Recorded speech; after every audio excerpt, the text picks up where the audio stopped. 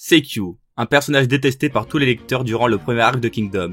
Un personnage détestable et qui ne semblait n'avoir rien pour lui, aux premiers abords, a su devenir un personnage apprécié de tout le monde avec l'une des meilleures rédemptions que j'ai vues. Plongeons-nous dans l'analyse de Seikyu. Mais avant de commencer la vidéo, n'oublie pas de t'abonner, car 60% des gens qui regardent mes vidéos ne le sont pas. Bref, commençons. Présentation. Seikyu est le demi-frère d'Eisei. Leur père étant l'ancien roi de Qin, Shōjo, ne régna que 3 ans sur le pays.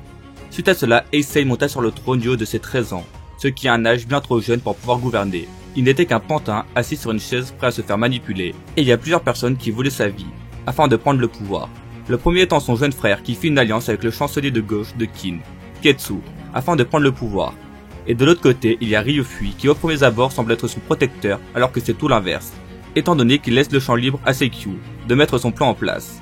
Ryofui est l'homme qui a réussi à mettre leur père au pouvoir, alors que ça semblait impossible, vu qu'il était le cadet d'une famille de 20.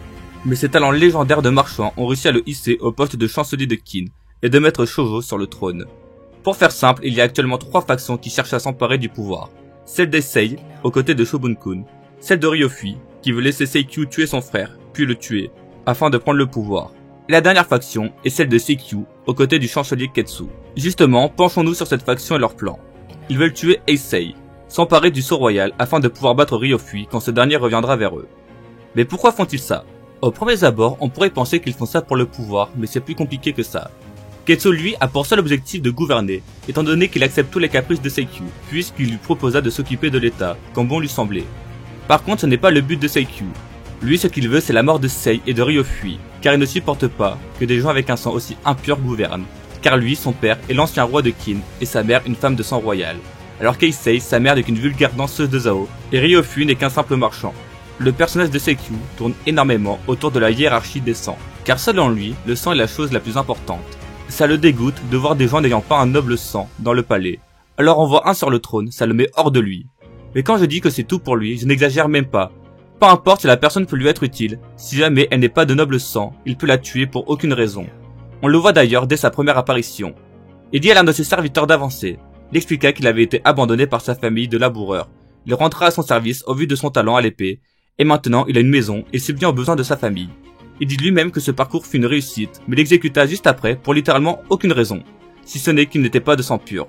On voit vraiment à quel point c'est un personnage impitoyable, cruel et impulsif. Après on peut se demander si c'est vraiment sa faute, s'il a tourné comme ça. Depuis sa plus tendre enfance, il est chouchouté par tout le monde. Il pense être l'héritier de Qin, étant donné qu'il ne connaît pas l'existence de son frère. Tout le monde l'écoute au doigt et à l'œil, malgré ses 10 ans. Un enfant avec autant de pouvoir, ce n'est pas étonnant qu'il tourne aussi mal. Bien que pour son cas, c'est quand même un être vraiment détestable. Dans la cour royale, il n'hésite pas à humilier les serviteurs en les forçant à se mettre dans l'eau afin de former un pont pour qu'ils puissent leur monter dessus sans se salir, et parce qu'il avait la flemme d'aller au pont qui se trouvait 20 mètres plus loin.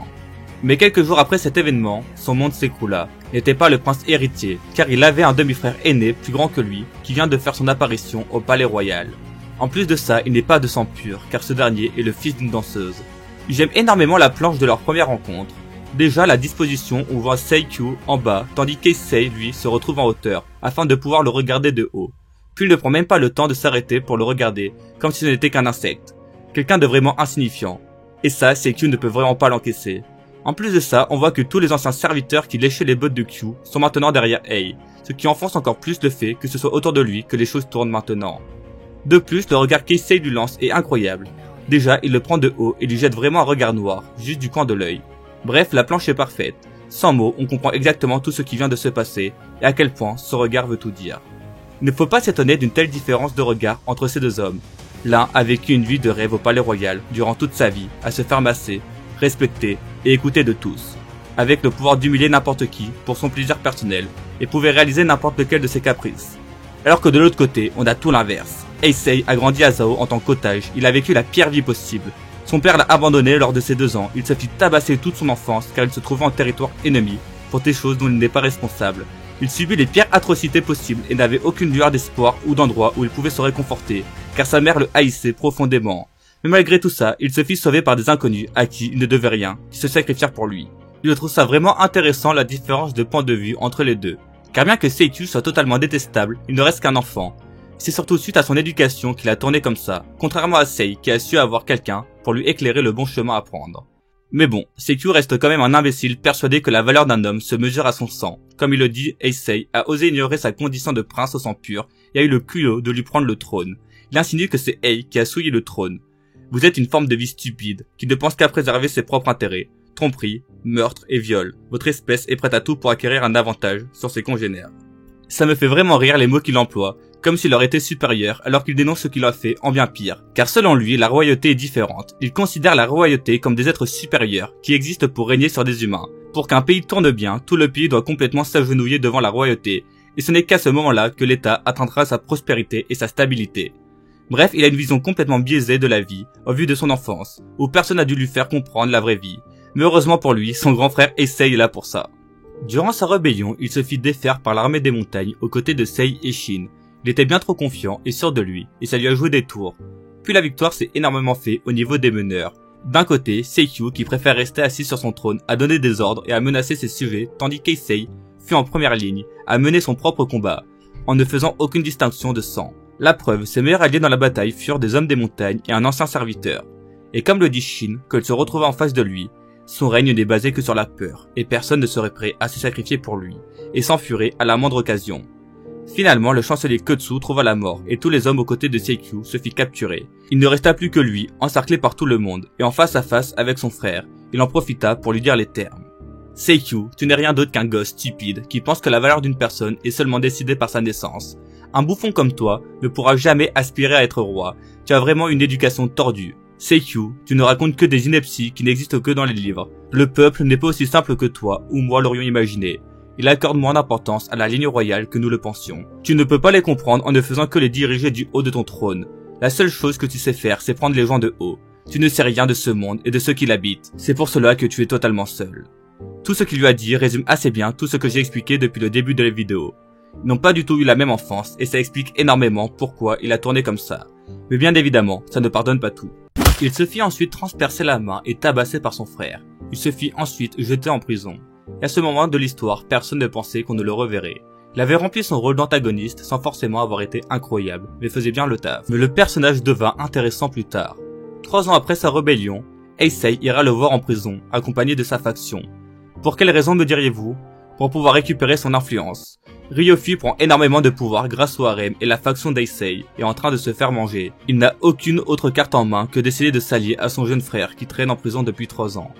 On apprend que Seikyu avait déjà proposé à son frère son aide pour faire tomber Ryofi en échange de la libération de tous les gens de sa faction enfermés au palais. On peut voir qu'il a grandement évolué durant ces 3 dernières années. Déjà qu'il pense aux gens de sa faction, puis même dans sa façon de parler, on sent qu'il est différent. Il est devenu plus intelligent. Mais bon, il persiste toujours avec son idée de sang pur. Mais il préfère voir son frère qui a du sang royal, bien que ce soit un bâtard, que ce soit un vulgaire roturier tel que Ryofi qui prenne le pouvoir. Nous sommes la royauté, notre devoir est de maintenir l'ordre dans ce royaume. Avec cette phrase, on peut voir qu'il commence à penser un peu au bien du pays, bien que ce soit en grande partie pour son plaisir à lui. À la surprise de beaucoup, Seikyu avait vraiment une grande influence car la plupart de ses proches qui ont été libérés sont des proches de la famille royale. Ce sont tous de puissants hommes qui détiennent une grande influence et grâce au soutien de son frère cadet, la faction d'Eisei reprit énormément de pouvoir et réussit à égaler celle de Ryo. De ce fait, ils ont réussi à placer Shubun-kun en tant que chancelier. L'année d'après, la coalition éclata, et lorsqu'Eisei partit sauver la ville de Sai, ce fut Seikyu qui s'assit sur son trône, à la place de Ryofi, qui le convoitait. Et à la victoire de son frère, on peut voir qu'il n'est pas déçu. Leur relation a déjà beaucoup progressé depuis sa sortie de prison. Mais là où ça devint le plus intéressant fut 2 ans après la coalition, soit 1 an avant que Sei atteigne sa majorité et ses pleins pouvoirs, soit au moment où Ryofi va vraiment faire accélérer les choses. Seikyu mit toutes ses forces dans cette guerre d'influence, au point même que Shubun-kun trouve ça suspect. Voir ce dernier se démener comme ça, c'était vraiment anormal, surtout qu'il commence à avoir de vraies valeurs telles que la loyauté. Il s'est mis aussi à penser au bien de sa faction en leur conseillant de se protéger face à Ryofi, car ce dernier allait bientôt passer à l'action. Il a vraiment bien mûri, et ça fait plaisir de voir ça. L'élément déclencheur à tout ça est son frère aîné, et surtout leur discussion avant la bataille de Sai. Seikyu lui demanda pourquoi partir à Sai, que c'était inutile, qu'il fuyait juste ses responsabilités, mais lui répondit que non, justement il y va pour assumer, et que si comme Seikyu l'a toujours dit la royauté sont au-dessus des hommes, c'est justement dans ce genre de moment qu'il faut le prouver. Il lui expliqua ensuite son rêve d'unifier la Chine, chose qui a eu l'air de le toucher. Mais ce qui le toucha le plus, c'est qu'au moment de partir, Eisei le regarda et lui confia le trône de Qin, en lui disant qu'il ne pouvait le confier qu'à lui durant son absence. C'est en partie grâce à ça qu'il changea autant et mit autant de force pour le bien-être de son frère. D'ailleurs, sa femme Rui a eu beaucoup d'influence sur lui, et cette dernière insiste aussi sur le fait que son époux a énormément changé et qu'il voue dorénavant sa vie à enrichir et renforcer le pays. Tout ce qu'il veut, c'est emprunter le chemin des grands rois. Puis de toute façon, même s'il convoiterait encore la place de roi, il ne ferait rien avant que la menace Ryofui soit totalement effacée. Il éprouve un grand amour envers sa femme Rui. Elle fait aussi partie des raisons de son grand changement. Il lui donna plein de cadeaux pour sa grand-mère alors qu'il trouve ça inutile, mais le fait pour rendre heureux sa moitié. Quelques années auparavant, jamais il aurait fait un tel geste. Maintenant, c'est un homme bon, qui veut le bien de son frère aîné, de sa femme et de son pays. Et le moment où ce fut le plus flagrant fut au moment où Ryofui fit une alliance avec une partie de Zhao afin de prendre la ville de Tonryu, pour que le roi soit forcé d'y aller, étant donné l'absence de généraux au palais. Sekyu fit alors son intervention et se porta volontaire pour y aller et remotiver les troupes lui-même, pour que son frère puisse rester au palais sans se mettre en danger. C'est bon maintenant, c'est acté, Sekyu a changé, et il est prêt à donner sa vie pour son frère. Et la seconde raison est que sa femme se trouve là-bas. L'une des deux seules personnes lui ayant jamais tourné le dos, même sa trahison n'a pas ébranlé l'amour qu'elle avait envers lui. C'est aussi ça l'une des choses qui l'a autant fait changer. Car certes, Issei lui a ouvert les yeux sur beaucoup de choses, notamment après sa rébellion. Il a commencé à lui semer des graines dans son esprit, pour qu'il puisse voir le vrai monde. Mais ce qui l'a beaucoup changé, ce fut Rui, qui ne lui tourna jamais le dos, durant ses années de prison. C'est ça qui lui fit ouvrir les yeux et qui changea sa mentalité. Bien évidemment, ça n'a pas tout fait, car l'autre grosse chose qui lui donna envie de donner sa vie pour l'État, et son frère, fut les paroles que ce dernier lui accorda avant de partir à Sai. Et si on avait encore des doutes sur ses réelles intentions, tout s'éclaircira après sa discussion avec Okaku. Ce dernier lui proposa de servir des forces de Zhao pour se rebeller face à Issei et de reprendre le trône, mais ce dernier refusa. Malheureusement pour lui, il tomba dans un plan bien ficelé par Ryofui, car Okaku travaillait pour lui et le conduit en prison, à l'abri des regards. Il fit passer Sekyu comme un traître en manipulant la ville. Heureusement, Issei n'étant pas dupe, envoya Shin là-bas pour régler tous les problèmes. Shin et Eki réussirent à prendre la ville assez vite, mais pas assez pour permettre à Sekyu de rester en vie. Pourtant, ce dernier a démontré une très grande intelligence, en réussissant à s'évader de la prison, en retournant les hommes corrompus de Okaku. Il a su trouver les mots justes et les bons arguments pour pouvoir s'en faire des alliés, et s'enfuir. Malheureusement, ça n'a pas suffi, car il décida de se battre pour sauver sa femme, mais finit par se faire transpercer. Il put quand même lui parler avant de mourir. Je trouve d'ailleurs ça intéressant qu'il mourra à cause d'un coup d'état, chose qu'il avait lui-même fait il y a quelques années. Surtout que ce fut par quelqu'un qu'il méprisait énormément. Un orphelin de guerre avec aucun sang royal. Les derniers mots que Sekyu adressa à sa femme furent vraiment très beaux, et montra vraiment toute son évolution. Après cette bataille, il faudra que tu réunisses ma faction.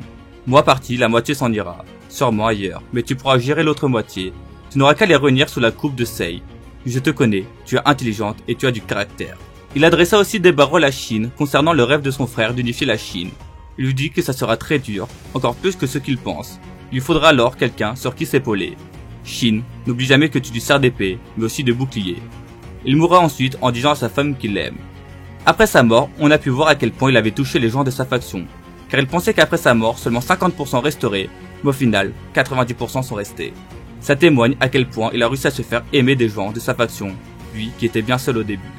Sekyu est un personnage très bien écrit et a su avoir un très bon développement, sans pour autant être vu à chacun des arcs. Il est passé d'un enfant aimé de personne, manipulateur, sadique et avec une haine sans pareille envers les paysans, un homme aimé de toute sa faction, prêt à donner sa vie pour son frère qu'il détestait et prêt à tout pour son état. Même si après tout ça, on ne peut pas pardonner tout ce qu'il a fait durant son enfance, il s'est quand même énormément rattrapé, surtout que ce qu'il a fait durant son enfance est surtout de la faute de son entourage et son éducation. Mais après avoir rencontré les bonnes personnes, il a su devenir quelqu'un de meilleur et a eu la plus belle rédemption de Kingdom. Si la vidéo vous a plu, n'hésitez pas à la liker et à vous abonner, ça fait vraiment plaisir. Comme d'habitude, dites-moi ce que vous en avez pensé en commentaire. Et sur ce, bonne journée et vive Kingdom.